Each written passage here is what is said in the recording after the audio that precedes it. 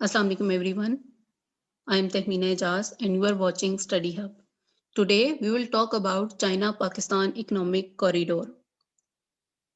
CPEC क्या है? China Pakistan में क्यों इन्वेस्ट कर रहा है? पाकिस्तान और चाइना के लिए इस प्रोजेक्ट की क्या सिग्निफिकेंस है? इंडिया और यूएसए इसके क्यों मुखालिफ हैं? और ये प्रोजेक्ट, ये कॉरिडोर पाकिस्तान की इकोनॉमी को कैसे बूस्ट करेगा? ये गेम चेंजर क्यों कहा जाता है? इसके अंडर मेजर कौन-कौन से प्रोजेक्ट्स हैं? पाकिस्तान को और चाइना को क्या ऐसे दरपेश चैलेंजेस हैं जिनकी वजह से जो सीपेक है ये इसको प्रॉपर इम्प्लीमेंट करने में दुश्वारी पेश आ रही है। So let's begin our lecture. सबसे पहले ये जानते हैं कि सीपेक है क्या। सीपेक को कहा जाता है चाइना पाकिस्तान इकोनॉमिक कॉरिडोर। ये एक बाईलेटरल प्रोजेक्ट है। बाईलेटरल का मतलब ये है कि चाइना और पाकिस्तान की हुकूमत ने मिलके इस कॉरिडोर को स्टार्ट किया है। इसके तहत चाइना पाकिस्तान में इन्वेस्टमेंट करेगा। पहले कहा गया था कि 47 बिलियन इन्वेस्टमेंट करेगा, जबकि 2020 में ये इन्वेस्टमेंट 62 बिलियन डॉलर्स क्रॉस कर चुकी है। कहा जाता है कि ये कॉरिडोर रीजनल कनेक्टिविटी में हेल्प करेगा, जिससे पाकिस्तान को मुआशी तरक्की मिलेगी और चाइना को भी इससे एक शॉर्टेस्ट रूट मिल जाएगा दूसरे कॉन्टिनेंट्स तक अपनी प्रोडक्ट्स पहुंचाने में। कहा जाता है कि it is a win win situation जिसमें दोनों कंट्रीज का फायदा है।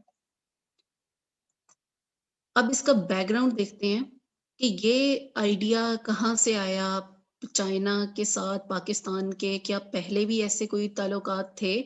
जी हाँ, बिल्कुल। 1950 में क्राकरम हाईवे के ऊपर एक मुआहिदा तय पाया, जिसमें चाइना की हुकूमत ने इन्वेस्ट किया कि जो शाहराह क्राकरम है, इसको बनाने के लिए पाकिस्तान और चाइना की गवर्नमेंट ने एक अंडरस्टैंडिंग डेवलप की और फिर ये क्राकरम बनी। ये 1959 की बात है। इसके बाद 2002 से 2006 के दरमियान जो गवादर पोर्ट है, उसको भी एक बड़े पैमाने पर नहीं, लेकिन एक कंसीडरेबल पैमाने पे इसको बनाया गया और ये भी इन्वेस्टमेंट आई चाइना की तरफ से। लेकिन बाद में क्या हुआ कि मजीद इस पे काम जो होना था वो रुक गया, बिकॉज जनरल परवेज मुशर्रफ चले गए और एक पाकिस्तान में पॉलिटिकल इंस्टेबिलिटी आ गई, टेररिज्म और पाकिस्तान एक ना ख़त्म होने वाली जंग में शामिल हो गया। हमारे जो कबायली इलाके हैं वहाँ पे एक लॉ एंड ऑर्डर की सिचुएशन क्रिएट हो गई। तब ये प्रोजेक्ट हॉल्ट कर दिया गया। 2015 में जो चाइना के लीडर हैं प्रेसिडेंट शी, वो पाकिस्तान में आए और उन्होंने इस प्रोजेक्ट को स्टार्ट करने के लिए एग्रीमेंट किया कि हम 46 बिलियन डॉलर्स पाकिस्तान में इन्वेस्टमेंट करेंगे और इस प्रोजेक्ट का नाम दिया सीपेक। जब वो पाकिस्तान में आए तो उन्होंने ये भी कहा कि मैं पाकिस्तान में ऑल्दो फर्स्ट टाइम आ रहा हूँ, लेकिन मुझे लग रहा है कि मैं अपने भाई के घर को विजिट कर रहा हूँ। अब बात करते हैं कि सीपेक के अंडर कौन-कौन से प्रोजेक्ट्स हैं। सबसे पहले गवादर पोर्ट को डेवलप किया जा रहा है और गवादर सिटी में डिफरेंट प्रोजेक्ट्स शुरू किए गए हैं। इसके अलावा रोडवेज को डेवलप किया जा रहा है, डिफरेंट हाईवेज वगैरह। इसके अलावा रेलवे प्रोजेक्ट्स हैं, एनर्जी सेक्टर के प्रोजेक्ट्स हैं और अदर एरियाज ऑफ कोऑपरेशन हैं जो कि हम बाद में इनको डिटेल से पढ़ेंगे। सबसे पहले गवादर पोर्ट पे क्या काम हो रहा है, इसको पढ़ते हैं। गवादर पोर्ट पे जो कैपेसिटी है गवादर पोर्ट की, उसको अपग्रेड किया जा रहा है, उसको ज़्यादा किया जा रहा है। और गवादर पोर्ट एक डीप सी पोर्ट है, वाटर पोर्ट है, जो कि चाइना के लिए बहुत इम्पोर्टेंट है, because through Gwadar port China का जो BRI इनिशिएटिव है, बेल्ट एंड रोड इनिशिएटिव, इसके तहत 2 मेजर प्रोजेक्ट्स हैं चाइना के। एक है जो खुश्की का रास्ता है, उसके प्रोजेक्ट्स हैं, और एक है जो समंदर के रास्ते प्रोजेक्ट्स हैं।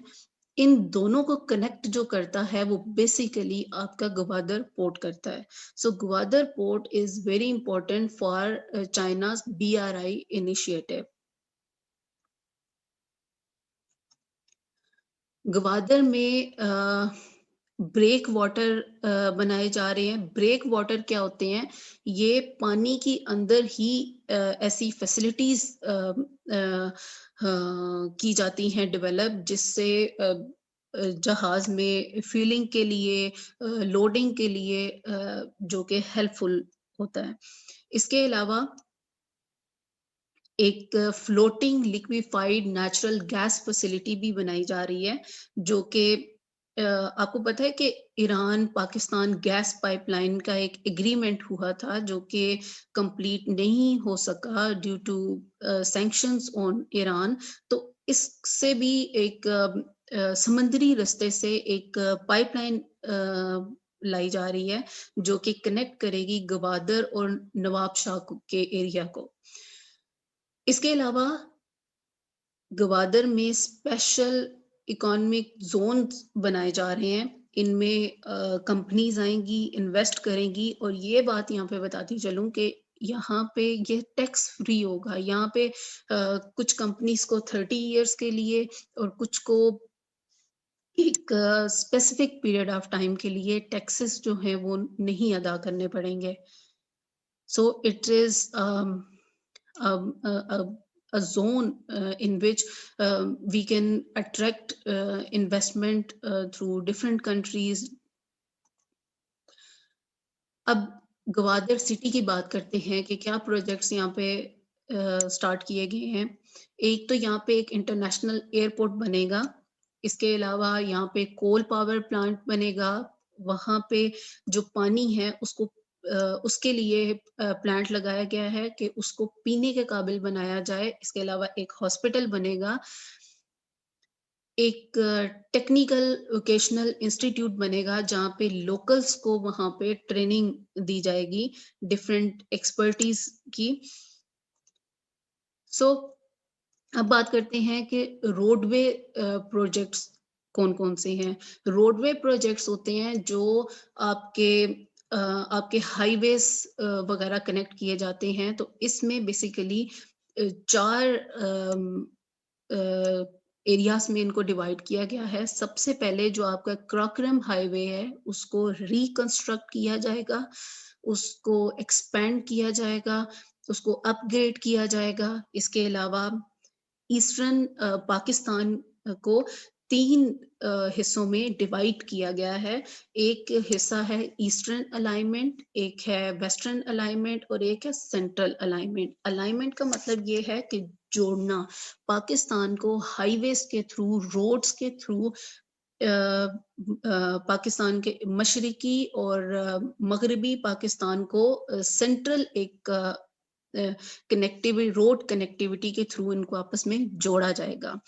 इसके अलावा डिफरेंट रोड के ही एसोसिएटेड प्रोजेक्ट्स हैं जिनके बारे में हम बात करेंगे।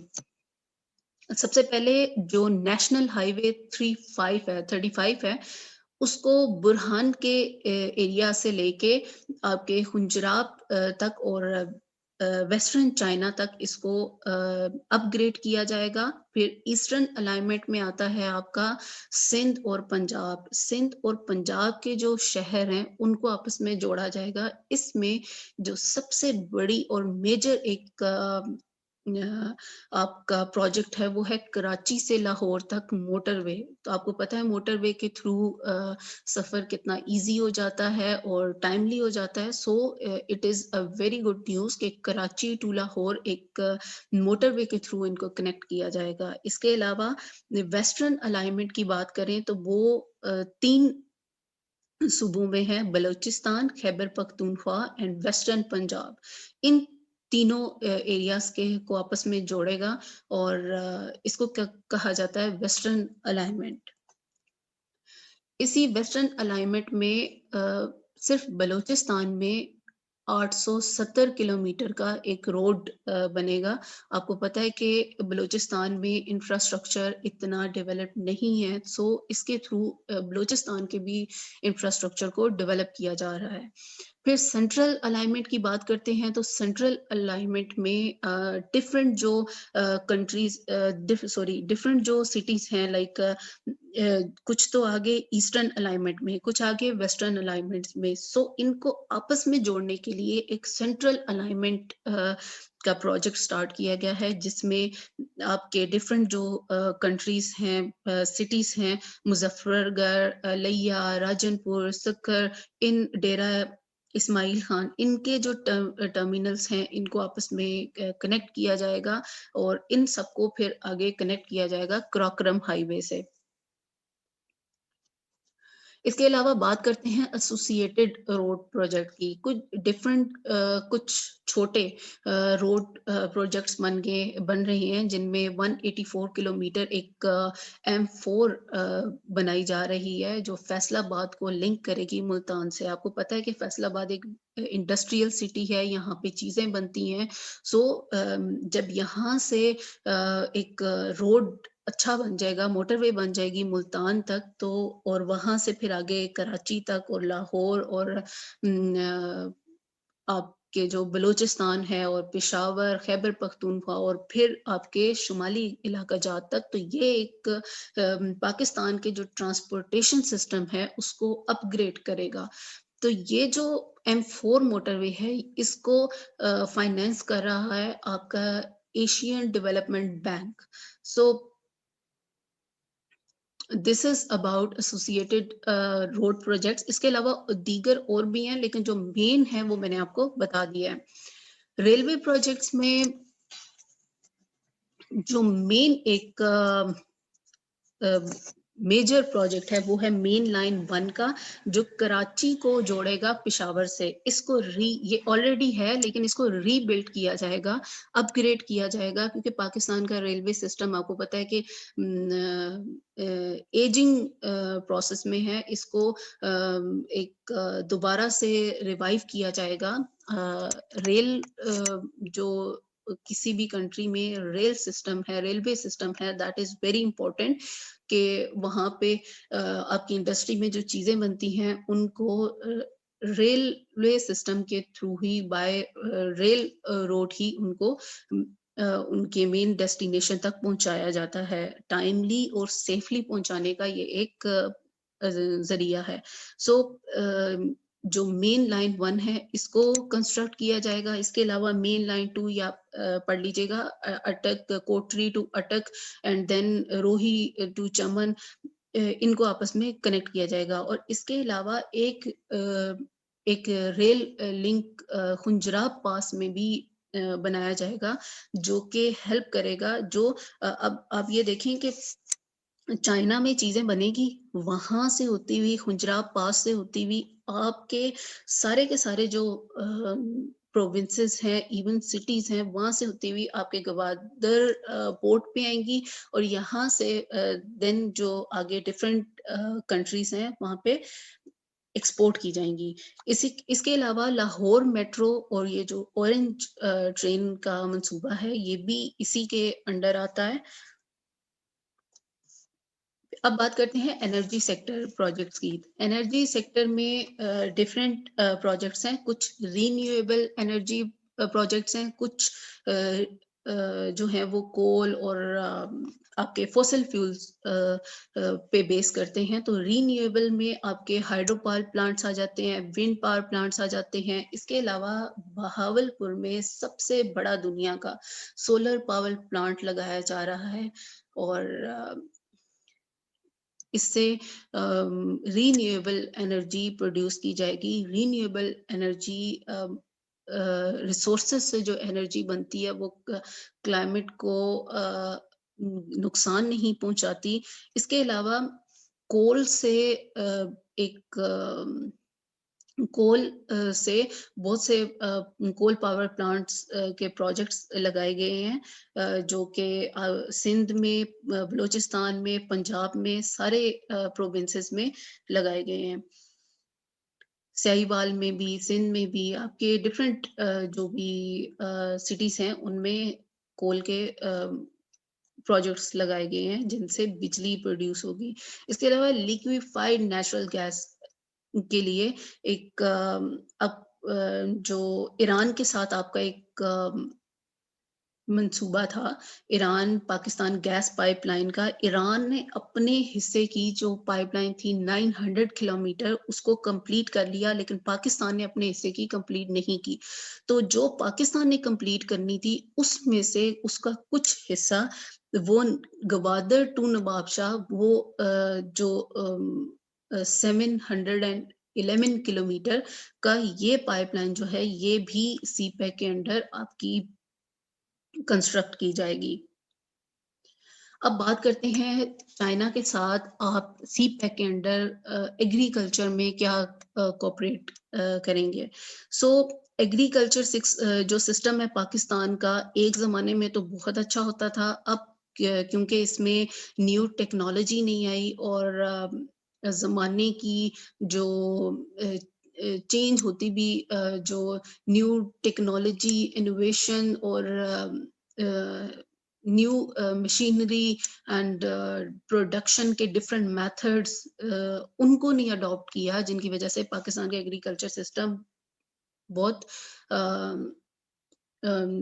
खित्ते में बिल्कुल लो लेवल पे है। तो सीपैक एक अपॉर्चुनिटी प्रोवाइड करता है जिसमें एग्रीकल्चर आपका जो सिस्टम है उसमें कोऑपरेशन होगी। किस किस एरिया में कोऑपरेशन होगी इसके बारे में बात करते हैं। इंफॉर्मेशन प्रोजेक्ट्स हैं कि आपको एग्रीकल्चर को इम्प्रूव करने के लिए इंफॉर्मेशन प्रोवाइड की जाएगी, स्टोरेज कैसे करनी है उसके मुतालिक, डिस्ट्रीब्यूशन के मुतालिक। कुछ एग्रीकल्चर की मोस्टली प्रोडक्ट्स होती हैं जो पेरिशेबल होती हैं, जैसे आपकी सब्जियां वगैरह। तो इनको कैसे प्रॉपर तरीके से स्टोर करना है, डिस्ट्रीब्यूट सेफली कैसे करना है, और फिर न्यू इक्विपमेंट और इनको बनाना कैसे है। इसके अलावा डिफरेंट मशीनरी कैसे बनानी है। इवन मशीनरी जो ज़रा ज़्यादा हाई टेक्नोलॉजी की है उसको लीज पे लिया जाएगा चाइना से, और ताकि आपकी ये जो फर्टिलाइजर प्रोडक्शन है इसमें इम्प्रूवमेंट आ सके, और Pakistan different variety of seeds बनाए, different varieties of agricultural products बनाए। सो इसमें आपकी स्टोरेज, आपकी ब्रीडिंग, आपकी हार्वेस्टिंग और इससे रिलेटेड आपके एग्रीकल्चर जो प्रोडक्ट्स हैं उनमें न्यू वैरायटीज लाने के लिए इस सीपैक के अंडर कोऑपरेशन होगा। इसके अलावा साइंस और टेक्नोलॉजी में भी आपस में एक अंडरस्टैंडिंग क्रिएट की गई है। इसमें जो सबसे बड़ा और मेजर एक प्रोजेक्ट है वो है फाइबर ऑप्टिक प्रोजेक्ट। इसके थ्रू पाकिस्तान, आपको पता है फाइबर ऑप्टिक क्या होते हैं? फाइबर ऑप्टिक एक नेटवर्क है वायर्स का जिसके थ्रू लाइट, ऑप्टिक कहते हैं लाइट को, लाइट के थ्रू डेटा ट्रांसफर किया जाता है। तो लाइट की स्पीड बहुत ज़्यादा होती है और इसके थ्रू जो जब डेटा ट्रांसफ़र किया जाता है तो वो आपके टेलीकम्युनिकेशन सिस्टम को ज़्यादा एनहांस करता है, इम्प्रूव करता है। जब भी हम शुमाली इलाका जात में जाते हैं तो डेटा सेंड करते हुए एक प्रॉब्लम फेस करते हैं लोग, तो इसके थ्रू ये जो प्रॉब्लम है ये भी रिज़ॉल्व हो जाएगी। सो सीपैक के अंडर अब साइंस और टेक्नोलॉजी में भी कोऑपरेशन हो रहा है। अब बात करते हैं सीपैक का पैसा आया कहाँ से? चाइना से आया, लेकिन चाइना ने किन शराइत पे हमें दिया?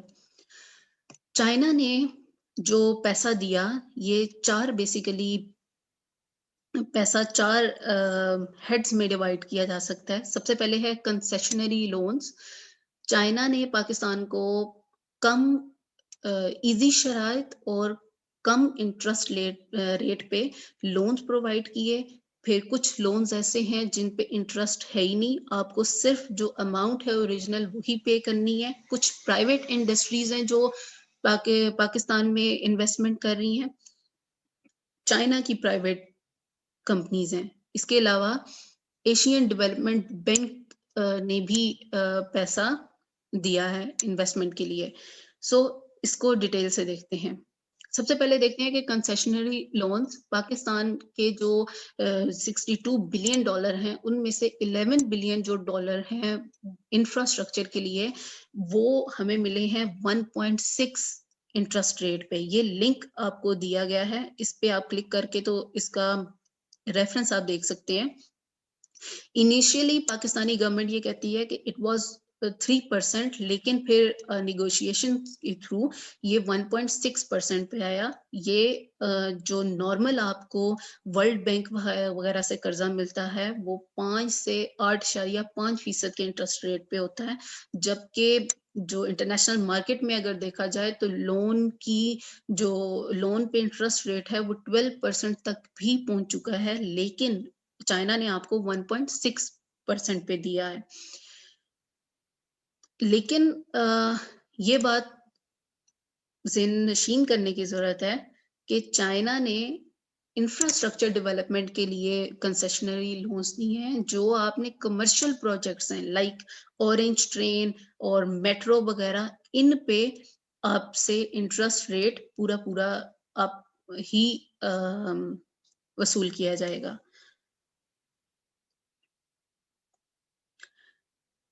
गवादर में जो आपके प्रोजेक्ट्स हैं जैसे एयरपोर्ट वगैरह और डिफरेंट प्रोजेक्ट्स हैं, उन पे टोटल जो पैसा लग रहा है वो है 757 मिलियन डॉलर और ये टोटली इंटरेस्ट फ्री है। इसके अलावा प्राइवेट कंपनीज हैं जो एनर्जी सेक्टर में जिन्होंने इन्वेस्टमेंट किया, वो डिफरेंट चाइना की प्राइवेट कंपनीज हैं और उन्होंने जो आपको पैसा दिया है वो है 5 to 6% इंटरेस्ट रेट पे, that is very high. Asian development bank ने भी आपको पैसा दिया है, जो हमने पहले की कि फैसलाबाद से मुल्तान को एक मोटरवे बनाई जाएगी, तो वो भी पैसा आपको एशियन डेवलपमेंट बैंक ने दिया है। ये बेसिकली इनका जो चाइनीज़ गवर्नमेंट ने आपको दिया है, वो आपको आसान शराइत पे और कम इंटरेस्ट रेट पे दिया है, लेकिन जो बाकी ये 3 आपको हेड से पैसा मिला है, इसमें इंटरेस्ट रेट हाई है। अब बात करते हैं इम्पैक्ट की। सीपैक का इम्पैक्ट क्या है? सबसे पहले बात करते हैं पाकिस्तान की मुआशी तरक्की में ये कैसे हेल्पफुल होगा। पाकिस्तान का कहा जाता है कि जो एनर्जी क्राइसिस है पाकिस्तान में, उसकी वजह से एनुअली जीडीपी का 2.5% अम, हमें लॉस होता है। तो अगर ये जो सीपैक के थ्रू आपकी एनर्जी में को बूस्ट मिलेगा, उससे आपका ये जो 2.5% लॉस है, ये आपका प्रॉफिट में चेंज हो जाएगा और इससे फिर आपके यहाँ इन्वेस्टमेंट भी आएगी। जब भी किसी कंट्री में एनर्जी का सिस्टम जो है वो बेहतर होता है, तो वहाँ पे इन्वेस्टमेंट भी आती है। और सीपेक के अंडर ही दिसंबर 2017 में पाकिस्तान की जो जितनी ज़रूरत है इलेक्ट्रिसिटी की, उससे सरप्लस प्रोड्यूस करना स्टार्ट कर दिया था। फिर आपको पता है कि टेक्सटाइल इंडस्ट्री 20% जो फैसलाबाद में फैक्ट्रीज थी वो बंद हो गई थी कि लोड शेडिंग होती थी। तो अब आपको पता है रिसेंटली के टेक्सटाइल इंडस्ट्री कितनी बूम पे है। सो इसका कहीं न कहीं क्रेडिट जाता है सीपेक को। अब एक और चीज़ कि जब आपकी जो इकोनॉमी है वो स्टेबलाइज्ड होगी तो आपकी सिक्योरिटी भी इम्प्रूव करेगी। अब ये देखते हैं कि ये जो लोन्स हमने लिए हुए हैं, इनको रीपेमेंट का क्या तरीक़ाकार है। तो चाइना ने जो लोन दिए हैं, ये आपको 30 साल के लिए दिए हैं। आपने 30 सालों में $90 बिलियन चाइना को वापस करने हैं, जो कि एवरेज पर ईयर बनता है 3 टू 4 बिलियन। और अब पाकिस्तानी हुकूमत ये कहती है कि जब ये ट्रांसपोर्टेशन सिस्टम इम्प्रूव हो जाएगा, तो जो टैक्सेस वगैरह कलेक्ट होंगे वो 400 टू 500 मिलियन पर एनम हमें आएगा, जो कि हम फिर इसके अलावा पाकिस्तान की एक्सपोर्ट्स भी 4.5% ग्रो करेंगी 2025 तक। तो इस तरह से हम ये पैसा लौटा देंगे। अब पाकिस्तान के जो स्ट्रेटेजिक इम्पोर्टेंस है, उसको कैसे बूस्ट मिला? सीपेक के थ्रू एक इंटरनेशनल रिलेशंस में एक टर्म है जिसे कहते हैं मलक्का डायलेमा। मलक्का डायलेमा ये है कि ये एक मलक्का स्ट्रेट है जो इंडोनेशिया और मलेशिया इनके दरमियान एक स्मॉल वाटर पाथवे है जिसके थ्रू चाइना का 80% जो एनर्जी इंपोर्ट्स हैं वो वहां से जाती हैं।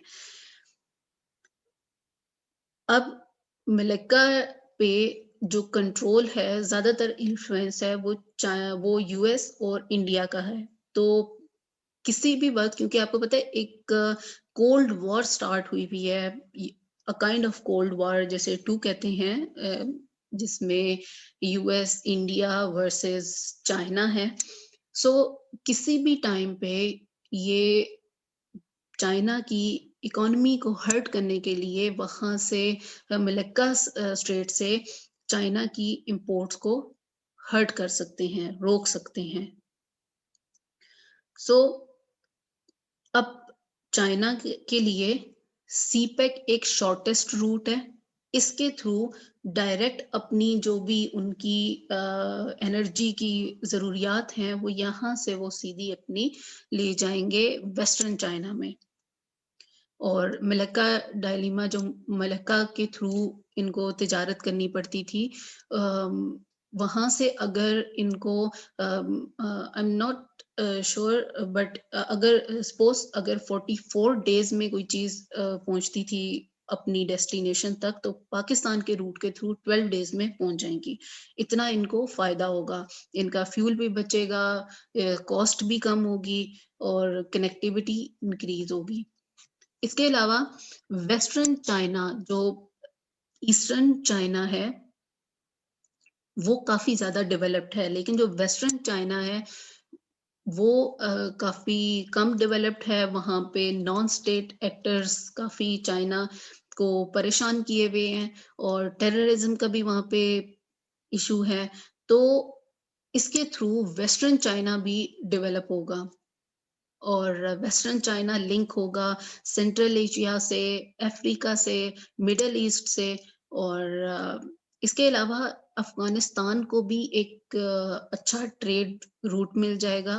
एक इसके अलावा सेंट्रल एशिया का ये एक अल्टरनेटिव रूट है। जैसे कि देखें कि पहले अफ़गानिस्तान के थ्रू आप सेंट्रल एशिया में जाते थे, तो सीपेक के थ्रू आप ईरान के थ्रू आप सेंट्रल एशिया में और आगे यूरोप में आप जा सकते हैं, अपनी प्रोडक्ट्स भेज सकते हैं।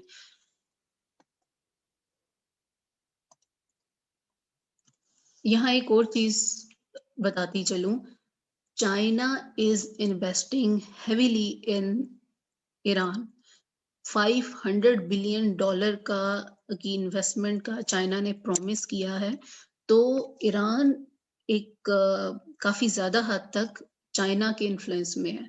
तो चाइना अगर सी पैक को ईरान के साथ लिंक करके और अफगानिस्तान के साथ लिंक करके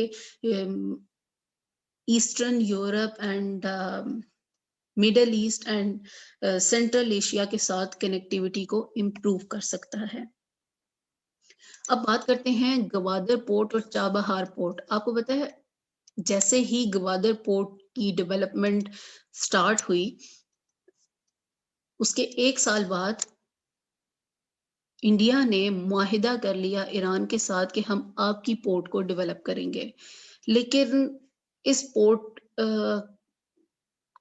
की सिग्निफिकेंस गवादर के मुकाबले में कितनी है, इसको हम देखते हैं, कंपैरिजन करते हैं। जो चाबहार पोर्ट में इन्वेस्टमेंट है वो कम है as compared to Gwadar port. ये कम डीप है, गवादर ज्यादा डीप है। गवादर में ज्यादा जहाज लंगर अंदाज हो सकते हैं। और जो गवादर पोर्ट है ये इसके लिए दोनों गवर्नमेंट, चाइना और पाकिस्तान की गवर्नमेंट में अंडरस्टैंडिंग स्ट्रॉन्ग है। जबकि ईरान और इंडिया की जो आपस में एक ब्लेम गेम स्टार्ट हुई भी है कि ईरान कहता है कि आपने डिले किया प्रोजेक्ट्स, और इंडिया ईरान पे ब्लेम करता है। अब तो खैर इस प्रोजेक्ट को ईरान ने रोक दिया है, जितना बन गया उसके अलावा ईरान ने रोक दिया है इंडिया को। So, Gwadar port is more significant strategically as compared to Chabahar port. अब बात करते हैं चैलेंजेस की। सीपैक के अंडर कौन कौन से चैलेंजेस हैं जिनको पाकिस्तान और चाइना को सामना करना पड़ रहा है। सबसे जो मेजर है वो है डेट ट्रैप। चाइना ने श्रीलंका और अफ्रीका के कुछ कंट्रीज में इन्वेस्टमेंट की। जब वो लोन अपना वापस ना कर सके तो उनके जो एरियाज थे, पोर्ट्स, उन पे कब्जा कर लिया। तो इंटरनेशनल मीडिया ये कहता है, यूएस ये कहता है, इंडिया ये कहता है कि it is a debt trap. जबकि पाकिस्तानी गवर्नमेंट का ये नैरेटिव है कि नहीं, ये एक विन विन सिचुएशन है जिसमें पाकिस्तान को फायदा होगा। कुछ लोग कहते हैं कि जी ये न्यू मार्शल प्लान है। मार्शल प्लान कोल्ड वॉर में एक यूएसए ने यूरोप में बेसिकली अपना पैसा इन्वेस्ट किया था, यूरोप के कंट्रीज को दिया था, तो ताकि वो कोल्ड वॉर में उनकी साइड लें। सो कहा जाता है कि it's a new Marshall plan. इसके अलावा कुछ न्यूज आउटलेट्स इनको सीपैक को एक न्यू ईस्ट इंडिया कंपनी भी बोलते हैं कि इसके थ्रू चाइना पाकिस्तान पे के रिसोर्सेस पे कब्जा करना चाहता है। इंडिया और यूएस इसको अपोज करते हैं। यूएस तो इसलिए अपोज करता है कि उसके अकॉर्डिंग ये एक डेट ट्रैप है, और इंडिया इसलिए इसको अपोज करता है कि इंडिया क्लेम करता है गिलगित बल्तिस्तान उसका पार्ट है, एक डिस्प्यूटेड टेरिटरी है। तो इंडिया के अकॉर्डिंग वहां से सीपैक गुजर रहा है, जो कि उनकी एक सालमियत को खतरा है, सवरेनिटी को हर्ट कर रहा है। सो इसके अलावा बलूचिस्तान में सिक्योरिटी, आपको पता है non state actors are challenging the writ of government. So आए दिन ब्लास्ट होते रहते हैं। डिफरेंट चाइनीज जो इंजीनियर्स थे, वर्कर्स, उनको भी निशाना बनाया। और जहाँ पे कंस्ट्रक्शन साइट्स पे अक्सर ब्लास्ट होता है। So security in Balochistan is a big challenge to CPEC. इसके अलावा ट्रेड इम्बैलेंस का खदशा है, अभी भी मौजूद है, काफ़ी ज़्यादा है, लेकिन एनालिस्ट ये कहते हैं कि चाइना की कम कीमत अशिया इतनी इन्फ्लो कर लेंगी पाकिस्तान में कि इसकी डोमेस्टिक इंडस्ट्री को नुकसान होगा। तो ट्रेड का जो बैलेंस है वो ज़्यादा फ़ेवर में जाएगा चाइना के। इसके अलावा गवादर के जो रेज़िडेंट्स हैं उनके भी डिफरेंट इसको लेके सीपेक को लेके डिफरेंट उनके ऑब्जेक्शंस हैं, लाइक फेंसिंग हो रही है सिक्योरिटी पर्पस के लिए, और वहाँ के लोगों को डिस्प्लेस किया जा रहा है। तो वहाँ के लोगों के अपने डिफरेंट व्यूज़ हैं जो कि जिनको दूर करना पाकिस्तानी गवर्नमेंट के लिए बहुत ज़रूरी है। So this is all about CPEC. Thank you for listening. Stay blessed.